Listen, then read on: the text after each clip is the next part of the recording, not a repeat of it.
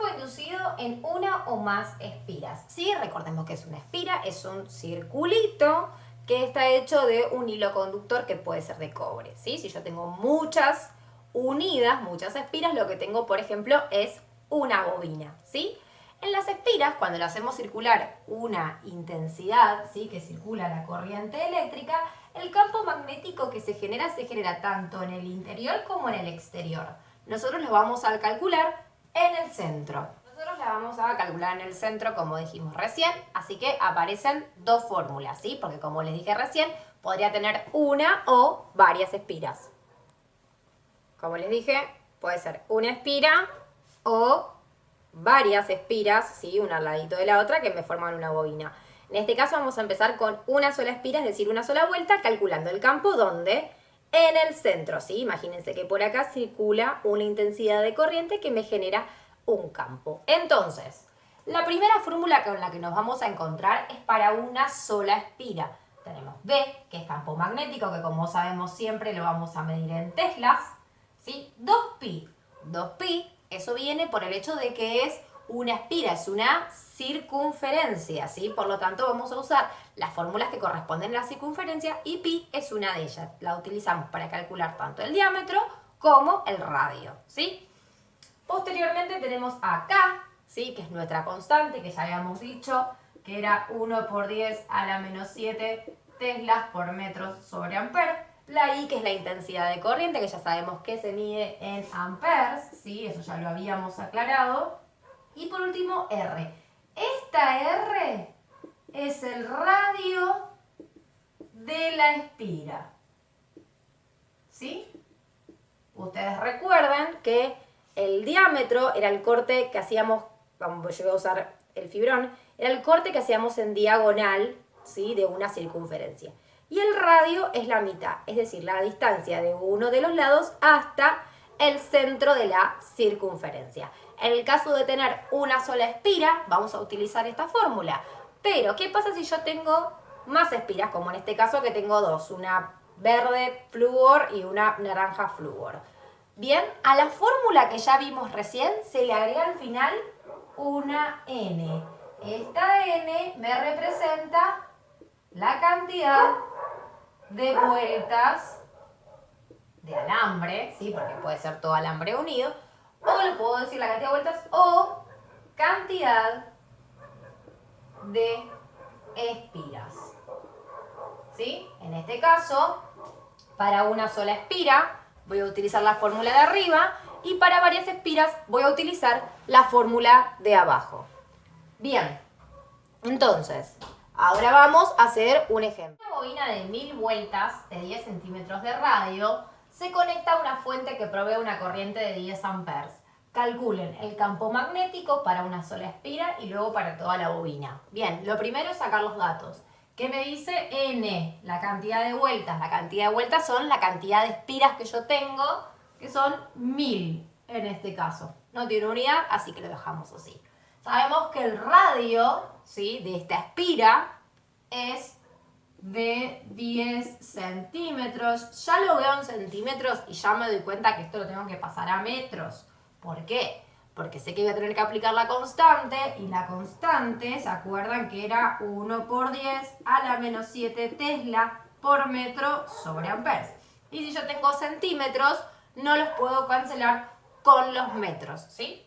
Pasamos a metros, 10 centímetros a metros son 0,1 metros, lo que hice fue dividirlo por 100. La coma está acá, la corro a un lugar, la corro a otro lugar y me quedo con el 0,1, que es la distancia.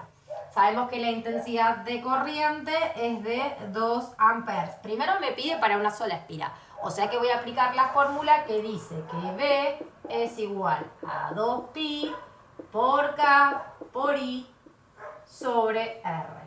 Simplemente voy a poner los datos, voy a poner 2pi, voy a poner el 1 por 10 a la menos 7 tesla por metro sobre amper, por la intensidad que era de, puse 2 acá, pero era 10 amperes,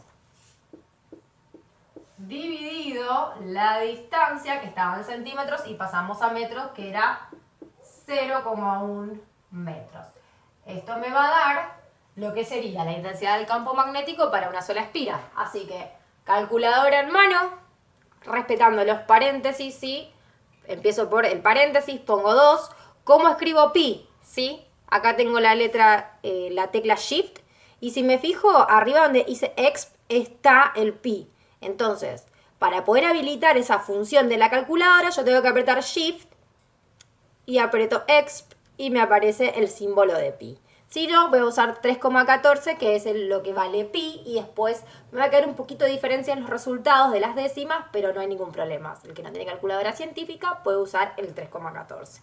Bien, a esto lo tengo que multiplicar, según lo que me dice a mí, a esto lo tengo que multiplicar por 1 por 10 a la menos 7 y por los 10 amperes. Entonces, 1 por e a la menos 7 por los 10 amperes. Todo esto que escribí acá lo voy a dividir por 0,1.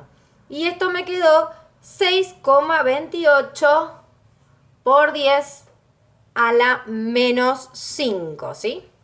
Entonces, voy a poner el resultado, 6,28 por 10 a la menos 5. Bien, analizo las unidades, tengo metro con metro, amper con amper, por consecuente me quedó Tesla y ya calculé el campo para una sola espira. Ahora lo tengo que hacer para las 1000 espiras, es decir, toda la bobina completa.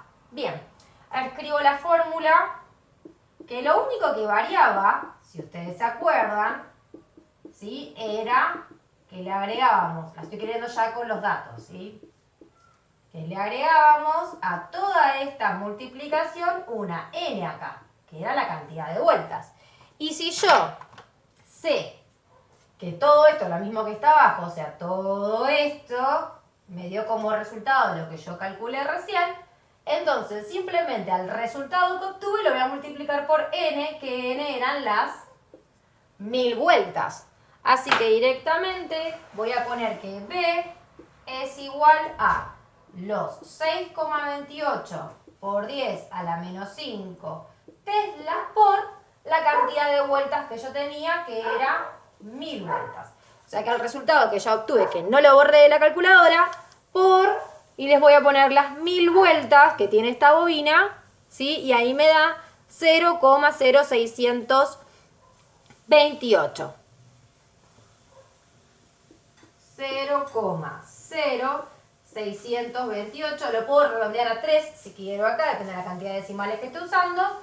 Y como los 1000 no tienen unidades, pero el campo ya tenía, cuando lo hemos calculado por una sola espira, así que acá me quedó Tesla y calculamos el campo magnético generado en el interior de una espira, como en esta primera parte, y después cuando teníamos 1000 espiras, es decir, la bobina completa.